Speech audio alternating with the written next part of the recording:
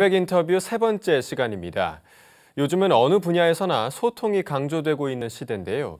학생들과의 활발한 소통을 통해 한국교회 다음 세대 지도자를 육성하고 있는 대전신학대학교 김명찬 총장을 제가 직접 만나봤습니다.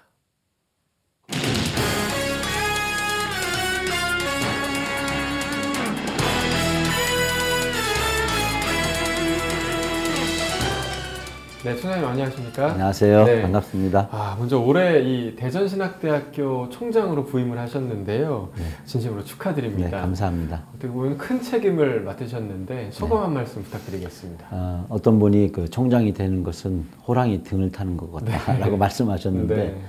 지금 알다시피 한국 대학 교육이 위기고 또 한국 교회도 위기고 그러다 보니까 신학 교육도 상당히 위기입니다. 예.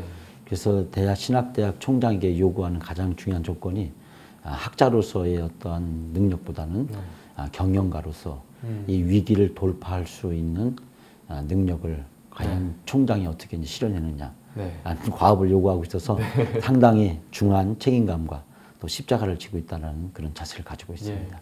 이 국내 신학교들이 참 많은데요.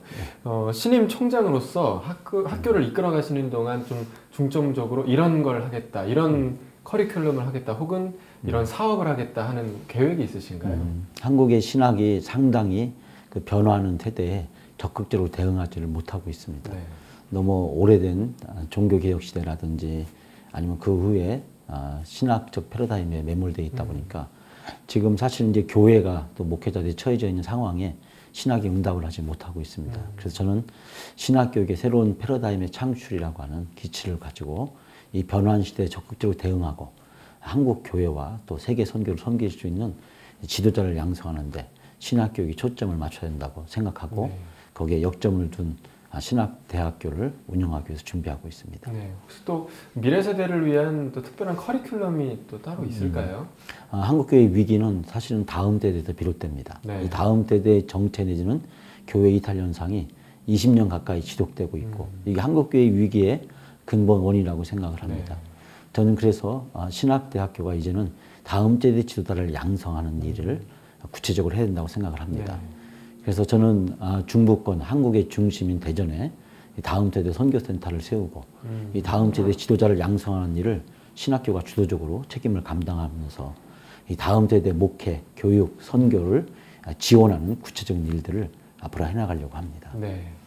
제가 조사해 보니까 대전신학대학교의 건학 이념이 참, 암, 또 삶이더라고요. 근데 저는 이 삶이라는 부분에 좀 주목을 하고 싶은데 신앙인들이 보면 신앙과 삶이 일치하지 않는다라는 그런 좀 비판을 많이 받곤 합니다. 총장님께서는 이 신앙인들의 삶의 부분에 대해서 어떻게 좀 지켜나가야 한다고 생각하십니까? 전 삶이 곧 영성이라고 생각합니다. 네. 영성은 삶을 통해서 증명돼야 된다고 생각을 하고 있습니다. 저희 학교는 1954년도 이자익 목사님을 통해서 시작이 됐는데 그분은 마부셨습니다. 비록 가장 천하고 낮은 신분이었지만 그분이 집에서 또 교회에서 또 한국 교회를 잘 섬겨서 한국교회 총회장을 3번이나 하시고 또 한국 교회의 그 위기 때마다 이 구원 뜻으로 나타나서 이 한국 교회의 새로운 지평을 여셨습니다. 그분의 섬김의 삶, 그분이 특별히 지역, 신분, 이런 학벌, 이런 모든 것을 뛰어넘어서 참된 목회자상을 보여주셨습니다. 저는 학생들에게 이자익 목사의 마부의 영성, 그 섬김의 영성, 그 삶의 영성을 본받을 것을 강력하게 학생들을 훈련시키고 있습니다. 네.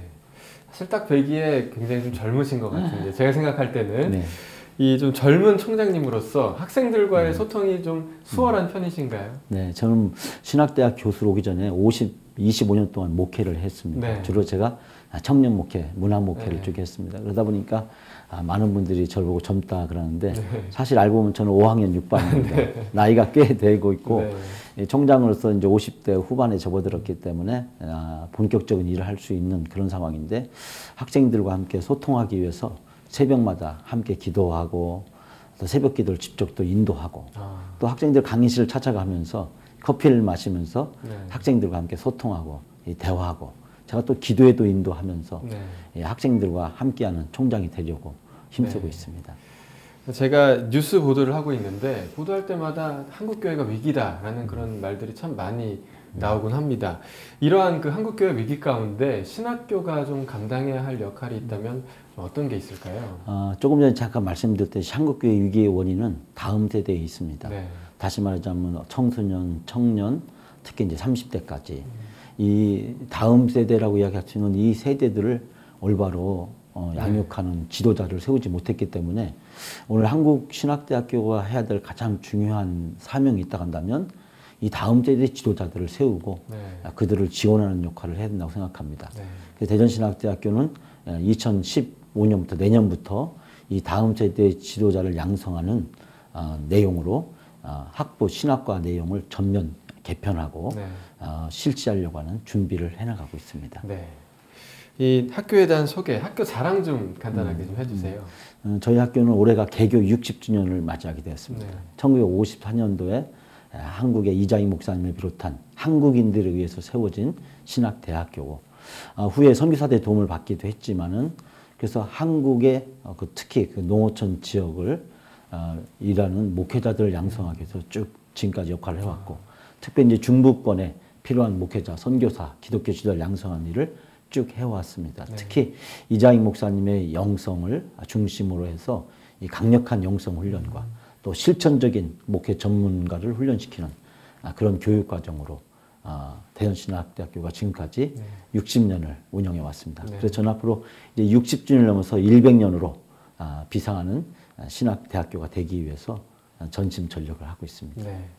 이 마지막으로 학생들과 또 이 신학대학교를 바라보는 한국교회 성도들에게 좀 당부하실 말씀 있으시면 한 말씀 부탁드리겠습니다. 교회의 미래는 지도자 양성에 달려 있습니다. 네. 대학 교육을 국가가 책임져야 되듯이 신학 교육은 교회가 책임을 져야 됩니다. 왜냐하면 신학 교육은 교회 지도자를 양성하는 것이고 교회의 미래이기 때문에 그렇습니다. 저는 한국교회의 미래가 이 지도자 양성에 달려 있기 때문에 우리 많은 성도님들이 신학대학에서 기도해 주시고 또 지원해 주시고 또 홍보해 주시고 격려해 주셔야 그래도 지도자 세우는 일을 신학대학이 잘 감당해야 한국교회가 위기를 극복하고 새로운 도약과 비상으로 나아갈 수 있다고 생각합니다. 네. 대전신학대학교가 한국교회 회복과 또 부흥의 큰 역할을 감당하길 기대해 보겠습니다. 총장님 오늘 함께 해주셔서 감사합니다. 네, 고맙습니다.